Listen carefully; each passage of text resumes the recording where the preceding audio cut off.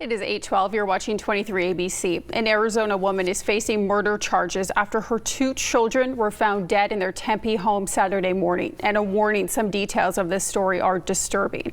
Police say 40-year-old Yui Inoue drove to a police station and told an officer she was hearing voices telling her to kill her kids. Officers found a 9-year-old girl and a 7-year-old boy in the family's apartment. They say there were obvious signs of physical abuse. Just 7 hours earlier, Tempe police were actually called to that same home for a domestic dispute, but reported that the children were safe in their bed and that there was no immediate threat. Something very traumatic for our officers to walk into. We're trained to see these things, right? We have seen these things. We have the experience of seeing the worst, things that people will never see. But there's something elevated about that when it's a 9-year-old and a 7-year-old. This should have never happened. The children's mother is facing 2 counts of first-degree murder. The California Highway Patrol is investigating a deadly Tesla crash to see if the self-driving computer played a part in the deadly collision. Lori Perez reports. It was a devastating crash. The Tesla crushed after slamming into an overturned semi on the 210 in Fontana on May 5th. The Tesla's owner, 35-year-old Stephen Hendrickson of Running Springs, was killed. The truck driver and a Good Samaritan who stopped to help him were seriously injured. Hey everybody, good morning. Hendrickson was a Tesla enthusiast, posting often on social media, sometimes from inside the car. In this video, showing no feet on the pedals, no hands on the wheel, clearly comfortable with the system. The CHP says they haven't ruled if the autopilot was used, saying there has not been a final determination made as to what driving mode the Tesla was in or if it was a contributing factor to the crash. They also say autopilots should be used with care.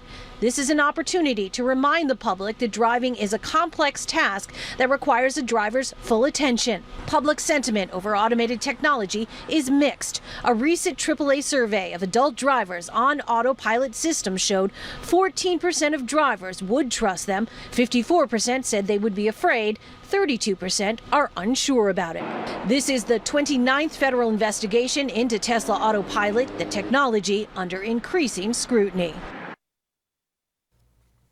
Gas shortages caused by the Colonial Pipeline shutdown are still impacting Americans ready to start their work week.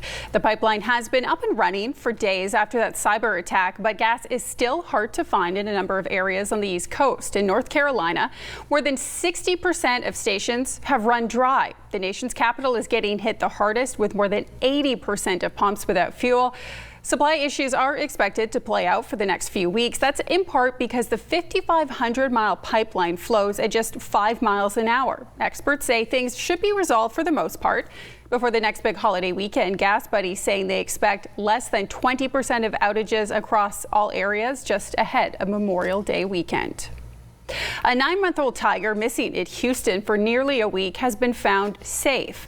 The big cat, named India, is being held at the city's animal shelter. Authorities say it appears to be unharmed. Police released this new video of the animal on Saturday shortly after tracking down the tiger. The tiger's alleged owner notified the shelter that she wanted to turn it in. The shelter then called police because it's illegal to own a tiger in the city of Houston. Oh my God. Brenna, it looks so cute. Earlier you were saying you're a really big cat lady. I think my exact words were a crazy cat lady. Yes, I am. So I don't know, maybe this will be your new pet. Can you imagine? Oh my God. Just taking it for a walk down the street. Oh yeah, no problem, no big deal. Well, taking a look outside today, we are going to be seeing those temperatures a little bit cooler than what we've been seeing the past week. Back in those 80s for us today. Seeing 61 currently here in Bakersfield. We are seeing 50% humidity, so a little bit humid out there. That is a little bit cooler than what we saw yesterday as well. Now our air quality is going to be beautiful. We are going to be in that good range, 45 AQI for today. So good time to get outside, get that fresh air. We are going to be seeing this storm system moving through to Kern County, which is going to be mostly impacting our temperatures, giving us those cooler temps that you're going to be seeing today. Potentially giving us some of those rain chances as well in our mountain communities. communities, but if we do see any of that rain, it's going to be pretty minimal. Taking a look at our temperatures here in the Valley area later today, we're going to be in those upper 70s in Oildale and McFarland, and those low 80s in Delano and in Wasco, as well as over in Taft later today. For our mountain communities, they're going to be in those 70s and 60s today, 63 over in Fraser Park and in Lebec. We're going to be seeing 65 in Tehachapi, 75 in Lake Isabella, 72 up in Kernville. So much cooler for them today than they were yesterday. In our desert communities, they're going to be for the most part in those upper 70s, low 80s today. We'll be seeing those 80s in Ridgecrest, about 83 for them over there. In California City, we'll be seeing 78 degrees, 75 over in Mojave, and we're going to be seeing 70 down in Lancaster. Now, like I mentioned, we could be seeing some of those rain chances coming through, but we're going to really see it mostly in our mountain, some of our desert areas as well. As you can see, by Sunday afternoon, we are going to be seeing some of those rain chances coming through our areas, giving us a little bit of a sprinkle over here in the valley areas, but for the most part, it's not going to last too long. It could go into Monday as well in our mountain areas, but for the most part, our valleys and our deserts are not going to be really impacted by that rain, but they will be impacted by that wind. We are going to be seeing some pretty high wind speeds coming through, especially our desert areas today. We're going to be seeing that impacting our valley areas as well, giving us some of those breezes and some, windy conditions, not too high of wind speeds here in the valley area. But those wind speeds in the desert are going to continue into Monday afternoon, slowing down just a little bit into Monday evening, but then they're going to be picking back up Tuesday morning as well. So it's going to be pretty windy over in our desert communities for the next couple of days. Taking a look at the next couple of days temperature-wise, we are going to be heating back up over the next 2 days and then cooling back down. Take a look. We'll be seeing on 86 on Monday, 88 on Tuesday with some cloudier skies as well. Then on Wednesday and Thursday, making a bigger cool down. We'll be seeing those 70s once again on Thursday and also on Friday, heating back up into those low 80s by Saturday. Taking a look at our mountain communities, they'll be in those 70s and 80s in Lake Isabella today and tomorrow, and Tehachapi and Fraser Park in those 60s and low 70s. On Tuesday, they could be seeing those upper 70s as well. Taking a look, we're going to be seeing those temperatures taking a little bit of a dip and back into those 60s for Lake Isabella and those upper 50s in Tehachapi and Fraser Park potentially. But then on Saturday, a little bit warmer for them in those 60s and 70s, once again with some breezy conditions. Thanks, Bain. And coming up, if you've been disconnected from friends because of the pandemic, find out why experts are now saying those connections could actually be the key to recovery. You're watching 23 ABC. Welcome back, and thanks for joining us on this Sunday morning. With vaccinations, life is slowly returning to normal. People are starting to seek out more social connections, especially those that they feel comfortable with. As part of our Rebound series, reporter Maya Rodriguez spoke to experts who say those connections could actually be the key to recovery. For Adina Crawford, been cycling for a long time, and Suzanne Webb, everybody's friendly, they're open. This is more than just a bike ride. It's a real family, real community. The duo, part of the cycling group Black Girls Do Bike. More women of color coming out to ride for the sense of enjoyment, fellowship, connection, and learning and growth. It wasn't always that way. Cycling, like some other sports, still struggles with diversity. Black Girls Do Bike wants to shift gears. Their goal is to get more women of color on the bike, right? And to get them more engaged in a community where they're familiar with and people that look like them that they're familiar with. It's a familiarity people are looking for now more than ever since the pandemic began. I think part of socializing and socialization is people who are like-minded flock together. So, we know the term birds of a feather flock together. I think it's definitely reflected in how people interact. Hedwig Lee is a sociology professor and co-director of the Center for the Study of Race, Ethnicity, and Equity at Washington University. She says people from similar backgrounds often come together because of a shared adversity. In certain kinds of social settings, they have been not always accessible to African Americans, and biking is one example. And so in those cases, I think it's really important for people to see other people who look like them, to feel comfortable, to feel welcome in those spaces. Spaces that the pandemic limited for everyone, isolating people in ways they're only just starting to roll out from under. The fact that there are women like me out riding and saying, hey, if you need help, I'm here to help you change your tire, whether it's changing your tire. It's like I said, it's a real community. I think it's important to share your story, your experience, your downfalls, your uphills, all of those things to share so to let the person know that's coming in, they're not alone. Not alone as they ride on their journeys. In Damascus, Maryland, I'm Maya Rodriguez. And here at 23 ABC, we're making it a focus to provide you with information on getting back to work during the pandemic. We have additional information on our website. Turn to 23.com in the Rebound section. The Vandenberg Air Force Base has a new name. It's now called the Vandenberg Space Force Base. It was renamed to reflect that the base is now under the U.S. Space Force. Officials say that the name change is critical to establishing a culture and identity for the Space Force. The base will continue to test new weapon systems and provide important information for launches. What we're doing is part of a larger issue that we see on the horizon, building the range of the future to be ready to support the increased demand for spacelift. We're seeing it already. A lot of new venture capital is being poured into commercial space.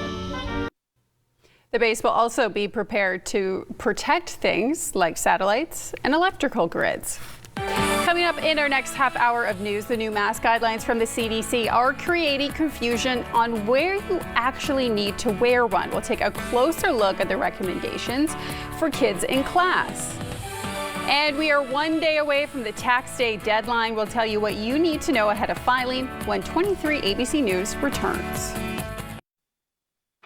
Live from Kern County's streaming news leader, this is 23 ABC News at 8, and it starts now. A fast-moving brush fire down south has now prompted mandatory evacuations straight ahead, while fire officials believe it was deliberately set. Well, good morning and thanks so much for joining us. I'm Brenna Rose. Khaled is off today and I'm joined by Bay and Frony. It's a great day to maybe get outside, go for a run outside, get out in the garden. Fresh air. It's going to be beautiful out. Right now we're in those 60s, low 60s currently here in Bakersfield. Clear skies. We're seeing a little bit of cloud coverage, but those are quickly going away this morning. We're going to be seeing throughout the county right now in those 50s for the most part in the Valley area. We're seeing McFarland at 56 currently, 57 over in Taft. Now in our mountain communities, they're warming up as well in those 40s and 50s, 30s in some areas like in Breckenridge. We're seeing 57 in Lake Isabella and 46 over in Tehachapi as well as over in Lebec and Fraser Park. Now for our desert communities, they're in those upper 50s, 60s right now, 64 over in Ridgecrest, China Lake 66, 59 over in California City. We are going to be seeing those temperatures picking up later today, but still a little bit cooler than what we've been seeing. That's because of the storm system that's going to be moving through Kern County, giving us some rain chances in our mountain communities later this afternoon, a little bit in the valley area as well, but for the most part, it's really just going to be impacting our temperatures. We're going to be seeing those cooler temps in those 80s, which is not necessarily cooler, but still cooler than what we've been seeing since we were in those 90s last week. Taking a look at our lunch hour, we'll be in those mid 70s by noon. We'll be seeing about 81, 82-ish by 4 p.m. That's going to be our high for us here in Bakersfield. And then by 8 p.m. we will be cooling back down into those upper 70s. So a little bit of a cooler evening as well. Taking a look at the rest of the county later today, we'll be in those 80s here in the Valley area, about 81 in McFarland and up in Delano later today, 80 over in Taft. Now for our mountain communities, they're going to be in those 60s and 70s, about 75 over in Lake Isabella, 65 in Tehachapi. And for our desert communities, they're going to be in those upper 70s, low 80s. We'll be seeing 83 over in Ridgecrest later today, 82 in China Lake, and 78 in California City. Thanks, Bain. And turning now to a developing situation. A fast-growing brush fire near Pacific Palisades exploded to 750 acres Saturday evening, prompting mandatory evacuations for residents in the Topanga area. The fire started late Friday night and at last check is still burning. This morning, officials reporting the fire is at 0% containment. More than 100 firefighters are trying to get the upper hand, dropping water on the flames from above. Meanwhile, an evacuation center for large animals have been set up. An official cause has not yet been determined, but the LA County Sheriff's Department says it's actively looking for an arson suspect. The CDC's new mask guidelines are getting mixed reviews. Most fully vaccinated Americans are thrilled to shed their face coverings, but some business owners and healthcare workers say it's still too soon. ABC's Karina Mitchell has more. The CDC's new guidance saying those who are fully vaccinated can ditch the mask in most cases has some people celebrating. Everybody's been waiting for this moment for a while now. And others confused. Last week they tell you everybody must wear a mask, and now 2 days later they're saying take off your mask. I don't trust any of it. Fully vaccinated parent Chris Koenig says he's keeping his mask on in public until his 6- and 4-year-old children are vaccinated. And it's tough to explain to the kids as well how we can take our masks off, but they have to keep them on. And parents Fatima and Nicholas Diaz keeping their masks on too. If I'm going into a store, I'm wearing a mask. If I get out of my car, I'm wearing a mask. Is that for your own safety, or is that to set an example for your son? Both. At least 19 of the 24 states that had mask mandates have announced plans to adopt the CDC guidance or scrap mask requirements entirely. Major companies like Walmart, Costco, Trader Joe's, and Starbucks making masks optional for fully vaccinated customers. More than 156 million Americans have received at least one dose of the vaccine, but still nearly 2/3 of the country is not yet fully vaccinated. Businesses and the essential workers running them have expressed concern about enforcing the new rules. If you think that somebody may get aggressive about a mask, just wait till you ask them whether or not they've been vaccinated. While figuring out who's vaccinated and who's not remains a concern, health experts warn people who aren't vaccinated who ditch the mask are taking a big risk. By not wearing a mask and not having a vaccine, they don't have the protection if someone else in that environment has COVID and could spread it to them.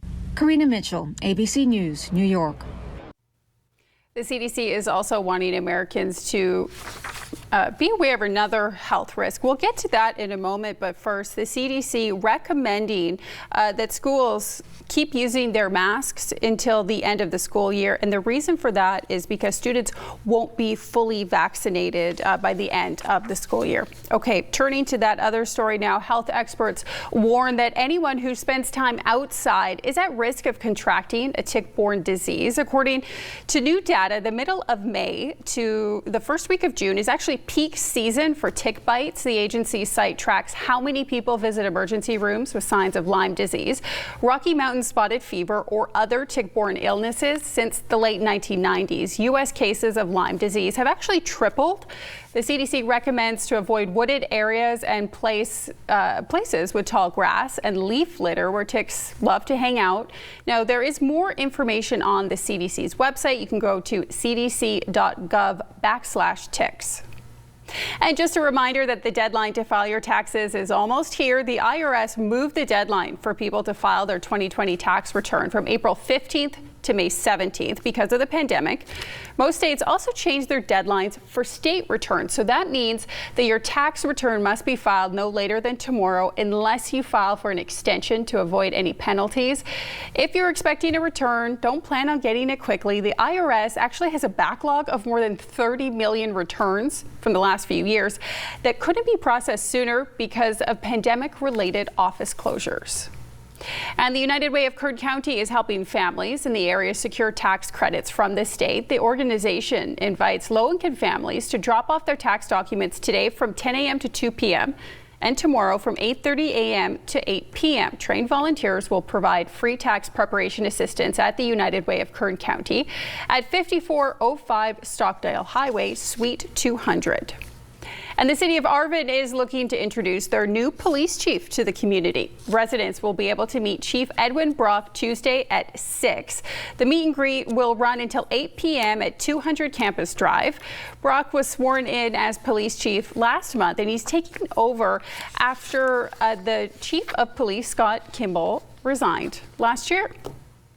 And a free microchip clinic will be held today for California City residents. Organizers say the clinic is open to everyone with a dog or cat.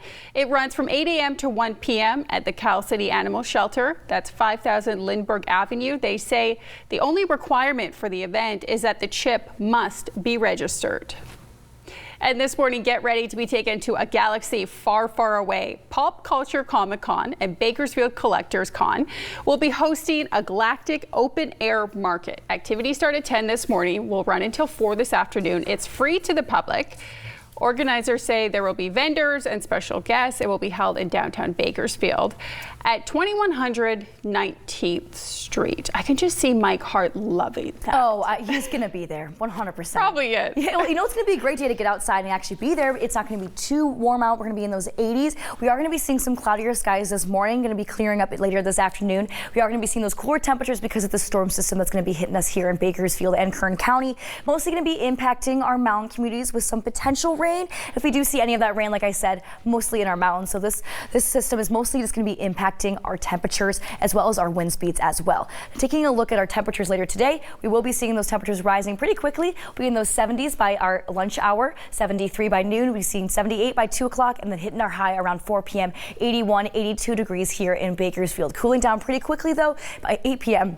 We'll be in those low 70s, so a pretty cool evening as well. Taking a look at the rest of the county, they'll be in those 80s in the Valley area, about 81 in McFarland and Delano, as high as 80 over in Taft. Now for our mountain communities, they're going to be in those 60s and 70s today, so a little bit cooler than yesterday. We're seeing those low 60s in Lebec and Fraser Park. We're also seeing Tehachapi 65, 75 over in Lake Isabella. Now for our desert communities, in those upper 70s, low 80s today, 78 over in California City, 83 in Ridgecrest, and 82 over in China Lake later today. Like I mentioned, we are going to be seeing some pretty high wind speeds. We saw some windy conditions yesterday, but it did some great things for our air quality. We're going to be seeing some beautiful air quality today. We're in that good range, 45 AQI. Good time to get outside, get that fresh air. It's going to be beautiful out. We are expecting to be seeing some of those temperatures warming up as the week continues as well, but we'll get to that later in the show. Thanks, Bane. And in this week's Science Sunday, we're building a simple circuit with copper tape. Ahead on 23 ABC News, how many of you can actually find the materials in your own home?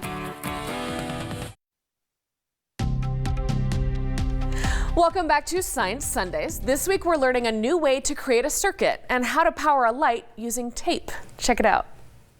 I'm going to show you the old school way of how we did circuits, and it's very similar to the picture you see. Then I'm going to show you a new school way, a new technology that we've been using for several years, but it's really easy to get those materials. And this is what we used to do, in science class, and connect those.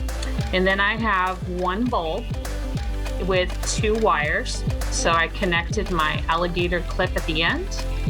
And then on the other end, I'm going to connect. Now, in order for the light to work, we need to have a system. So it's a circuit. So we have a circular piece right here because this is just a simple circuit. Or a series circuit. So if I connect the wire, the light will work. But to kick it up a notch and do some new innovation, I found this paper online, and it's a simple circuit. And what we're going to do is we're going to use copper tape. Now, this is very thin copper tape, and this copper tape is known to use for gardeners to put into their garden to keep the snails away. And so when you can get this in the hardware store, or you can get it online. So I already have my copper strips are ready to go, and they have a little sticker piece on the back. And what I'm going to do is just follow the directions on the page or the outline. Okay, so we have our simple circuit done, except for now we have our LED light. So this LED light, I'm going to open it up so that it's flat. And so since I know you can give students tape, but since I have a little extra copper tape, I'm just going to tape that down, make sure it's a connection, that LED light is connected. And I'm going to put it on both sides to make sure it's nice and fixed in there. So now I have my LED light. So now what I have left to do is a battery. And these are coin batteries that you can pick up at the grocery store, Walmart, Target, anywhere that they're going to sell batteries. And so there is on the battery a positive and negative terminal, just like there is in the larger battery. And if you notice on this paper, there is a diagonal line. So you're going to fold at that diagonal line. So what I'm going to do is I'm going to put my battery right where those circles are, and then connect those, and then there we go. So this is a pretty cool circuit to use. It's all updated, but we can do so much more with it. There are simulations online, and so on that simulations, you can create circuits. You can do tons of stuff. Not only that is you get to add multiple things. So I just showed you earlier lights and a battery, but what if we added a switch to it? And so our switch is added, and then I turn it on. So this is a great way. If you don't have those tools, you can get online and create circuits online. To find that simulator and to get the link to Jamie's resources at Science for Kern, just head over to our website, turnet23.com/Science Sundays, and join us next week as I explain what the super blood moon is and how you can see it over Kern County coming up on May 26th. Well, there you go. If you need something to do with the kids today, they'll keep them busy for a few hours. Oh, yeah. I always love Science Sundays because I always feel like I'm learning so much. And I'm like, I have to go home and do this because it is so cool. And every single episode or segment is just amazing. The Harry Potter one was so cool. Oh, every single one is just, I'm obsessed. I'm obsessed with them. Well, taking a look outside right now, we're seeing about 61 degrees currently here in Bakersfield. We are seeing those clear skies finally. We were seeing a little bit of cloudier skies earlier this morning. We're at 50% humidity, a little bit humid out there because we do have a storm system coming through, which is going to be mostly impacting our mountain areas, but we'll get to that in just a second. Taking a look at our air quality, we're going to be in that good range, 45 AQI for today, so it's going to be beautiful out. Good time to get some fresh air. Enjoy those 80s because we are going to be seeing those 80s picking up a little bit later today. But taking a look, we are going to be seeing the storm system impacting Bakersfield and Kern County, mostly in our mountain areas. If we do see any of that rain, it's going to be impacting them over the next couple of hours, but not so much in the valley areas and not so much in our desert communities. The only thing it's really going to be impacting is our temperatures. So we are going to be seeing a little bit cooler temperatures, still in those 80s, but cooler than those 90s, so we will take it. 83 over in Bakersfield today. We're going to be seeing those upper 70s in Oildale and McFarland as well.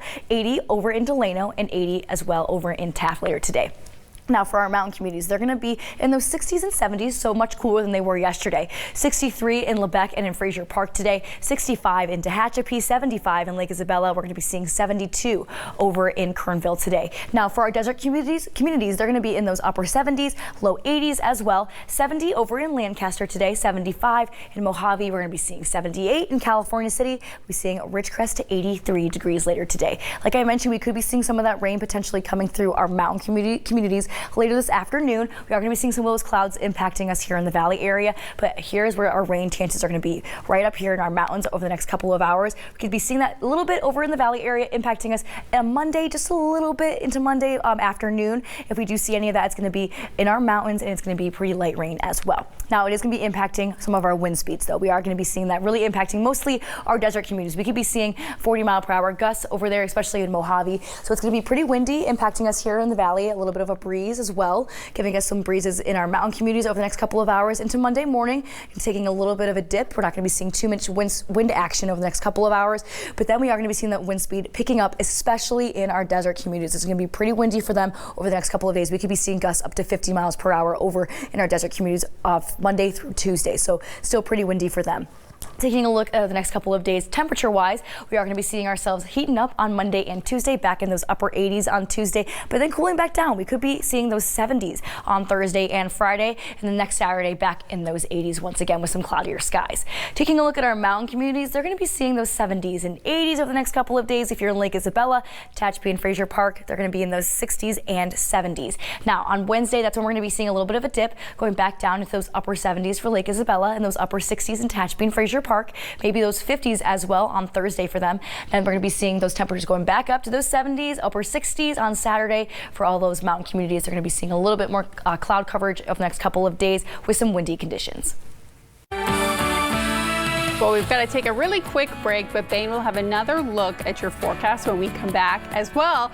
A 12-year-old boy to the rescue, his heroic actions, and where he learned how to do the Heimlich maneuver. That's next on 23 ABC. It is 8:52. You're watching 23 ABC. Kobe Bryant is now officially a member of the NBA Hall of Fame. Michael Jordan posthumously awarded Bryant the honors at Friday's ceremony. Bryant's wife gave a speech during that ceremony, and she highlighted her late husband's work ethic, his love of the game, and his love for his family. Thank you for working so tirelessly to provide for us and for giving us the most amazing life together. Thank you for waking up at 4 a.m. to train, for making it home to kiss me good morning, and for dropping our girls off at school, only to go to practice, come home, and pick up our girls from school whenever you could. Kobe Bryant, his daughter Gianna, and 7 others died in a helicopter crash in January of 2020. Well, here's a look at what's coming up in just a few minutes on This Week.